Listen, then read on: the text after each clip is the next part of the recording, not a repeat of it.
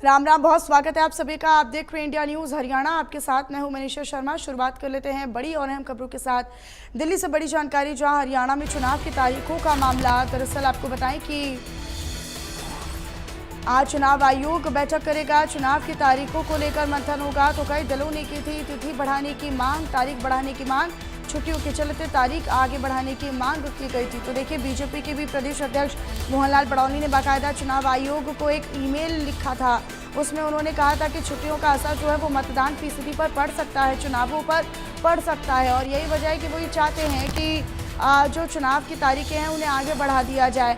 लिहाजा उसके बाद कई दल और ऐसे सामने आए जिन्होंने उनकी इस बात का समर्थन किया और चुनाव आयोग से चुनाव की तारीख आगे बढ़ाए जाने को लेकर मंथन किया। हालांकि चुनाव आयोग ने ये कहा था कि अब इस पर जो फैसला है वो मंगलवार को यानी आज लेंगे। और ऐसे में आज मंगलवार है तो इस पर बैठक होगी और हो सकता है कि इस पर कोई फैसला भी लिया जा सके। तो देखिए, छुट्टियों को लेकर, क्योंकि 1 अक्टूबर की, 2 अक्टूबर की और 3 अक्टूबर की भी छुट्टी है। फिर उससे पहले शनिवार और रविवार की छुट्टी सितंबर के आखिरी दिनों में पड़ जाती है। तो ऐसे में क्योंकि सामान्य तौर पर क्या होता है कि जब ज़्यादा लंबी छुट्टियां होती हैं तो फैमिली और परिवार के लोग जो है वो छुट्टियां मनाने के लिए बाहर जाते हैं। तो कहीं ना कहीं इसी चीज़ का हवाला देते हुए और ये भी हवाला दिया था कि पंजाब में भी चुनाव की तारीखों को छुट्टियों के कारण फिर उसमें फेरबदल किया गया था। तो इन तमाम चीज़ों का हवाला देते हुए मोहनलाल बड़ौनी ने चुनाव आयोग को दरअसल ईमेल किया था। हालांकि चुनाव आयोग आज बैठक करेगा। आज हो सकता है कि इस पर कोई फैसला हो सकता है।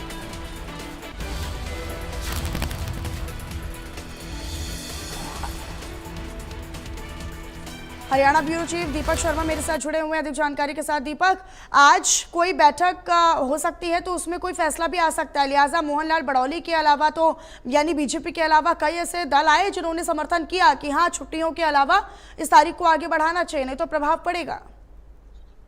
जी बिल्कुल, अगर बात करें, क्योंकि अब 1 अक्टूबर को चुनाव का मतदान होना है और उससे आसपास की अगर तारीखों की बात करें, चाहे वो 28 और शनिवार इतवार की बात करें, उसके बाद 2 अक्टूबर गांधी जयंती की बात करें, 3 अक्टूबर की फिर छुट्टी है। इसी तरीके से केवल 30 और 1 बचते हैं। 1 तारीख को तो अगर मतदान होता है तो ऐसे में वो राजनीतिक दलों का कहना है, खासकर भारतीय जनता पार्टी का, कि अगर ऐसा होता है तो व्यक्ति को 30 तारीख की छुट्टी लेनी होगी, उसको एक साथ 1 सप्ताह की छुट्टी मिल जाएगी। सीधे तौर पे करीबन 5 दिनों की छुट्टी उसे, 5 से 6 दिन की छुट्टी उसे मिल जाएगी। और ऐसे में लोग अपने घरों से बाहर निकल जाते हैं कहीं ना कहीं रिश्तेदारी में या घूमने, और उससे मतदान प्रतिशत पर फर्क पड़ता है। इसको लेकर के चुनाव की तारीख में बदलाव की बात की गई थी। हालांकि इसको लेकर के इनेलो की तरफ से भी पत्र लिखा गया था, जेजेपी की तरफ से अपनी बयानबाजी आई थी, लेकिन कांग्रेस ने भी इस बात को लेकर के सीधे तौर से कटाक्ष किया था। उन्होंने कहा था कि अगर तारीखें बदलनी थी तो समय रहते बदलनी चाहिए थी। अगर बदलनी है तो तारीख पहले की जाए, तारीख आगे पोस्टपोन की बजाय प्रीपोन की जाए, यानी कि पहले कर दिया जाए। ये निर्णय आप चुनाव आयोग को लेना चाहिए। अगर बीजेपी को भी आपत्ति है और बीजेपी इस बात को लिखती है और चुनाव आयोग अगर पहले चुनाव करवाता है तो कांग्रेस भी उसका समर्थन करेगी।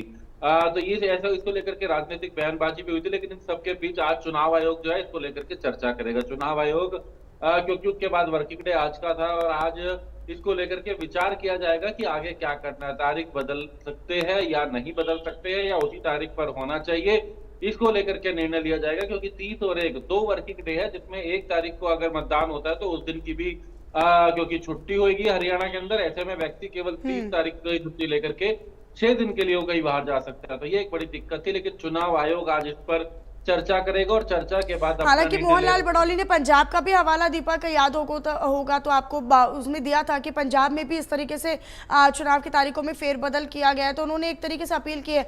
लेकिन अगर मान लीजिए कि अगर उनकी इस अपील को इसका जवाब दे दिया जाता है या फिर चुनाव की तारीखों में बदलाव कर दिया जाता है चुनाव आयोग के द्वारा, तो क्या जो तमाम हरियाणा में चुनावी कार्यक्रम होंगे, चाहे नामांकन की तिथि कह लीजिए या नामांकन वापस लेने की तिथि कह लीजिए या फिर कोड ऑफ कंडक्ट लागू करने की बात कह लीजिए, क्या उन तमाम तारीखों में भी बदलाव होने संभव है?